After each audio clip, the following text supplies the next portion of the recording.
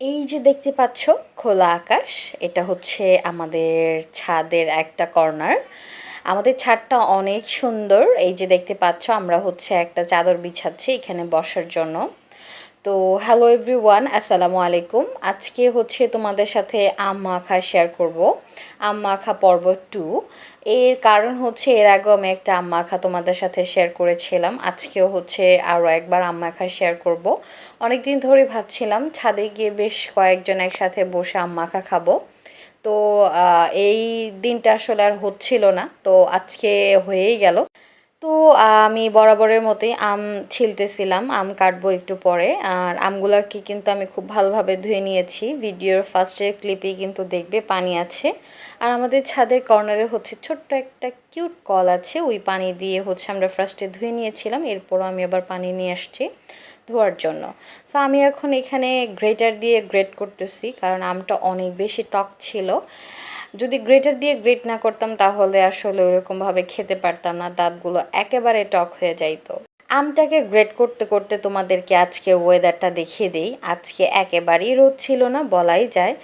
আর এটা হচ্ছে বিকেলের দিকের অংশ, খুবই সুন্দর লাগছিল। একদম ঠান্ডা ঠান্ডা একটা ওয়েদার ছিল, একেবারেই রোদ ছিল না। তবে আজকে অল্প একটু রোদ থাকলে একটু বেশি ভালো হতো, কারণ সবাই জানি রোদের মধ্যে হচ্ছে আম মাখা খেতে খুবই ভালো লাগে। আমি তো আম মাখায় ব্যস্ত, আর এই ক্লিপসগুলো নিচ্ছে হচ্ছে আমার ছোট বোন।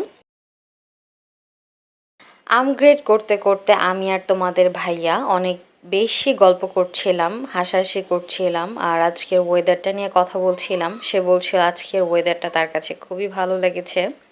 তো এই যে এখন আমি হচ্ছে মাখাবো, আর কোত্থেকে যেন মাছি চলে এসেছে। ছাদে আসলে আমাদের কোনো মাছিই ছিল না। আমি জানি না, আম মাখানোর মানে ঘ্রাণে মাছি চলে এসেছে। সবসময় দেখেছি মিষ্টি জাতীয় খাবার খেলে মাছি চলে আসে। আর আমরা আজকে সাথে আবার একটা মানে পাকা আমও নিয়েছি, বড় সাইজের। আমরা ভেবেছিলাম টক আম মাখা খাওয়ার পরই আমরা হচ্ছে পাকা আমটা খেয়ে নেব, এটা খুবই মিষ্টি ছিল। গল্প করতে করতে এক পর্যায়ে আমার আম মাখানো প্রায় শেষ, এখন শুধু চিনি দিব। আর হচ্ছে এই আম মাখাতে আমি একটু কাসুন্দি অ্যাড করেছি। আগের ভিডিওতে তোমরা আমার কাছে একটা রাঁধুনির কাসুন্দি দেখেছিলে, আমি ওই কাসুন্দিটাই এখানে ব্যবহার করব। অন্যান্য জায়গায় আমি কাসুন্দি খেয়ে দেখেছি, খোলা কাসুন্দি বা অন্য কোনো ব্র্যান্ডের, ওইটা আমার কাছে একটু তেতো টাইপের লাগে। তো রাঁধুনি কাসুন্দিটা আমার কাছে খুবই ভালো লাগে, একেবারেই তেতো লাগে না। তো দেখতে দেখতে ভিডিওর শেষের পর্যায়ে চলে এসেছি। আর ভিডিও এডিট করতে করতে আমার মুখে আবারও পানি চলে এসেছে, কারণ আম মাখাটা আসলেই খুব মজা ছিল।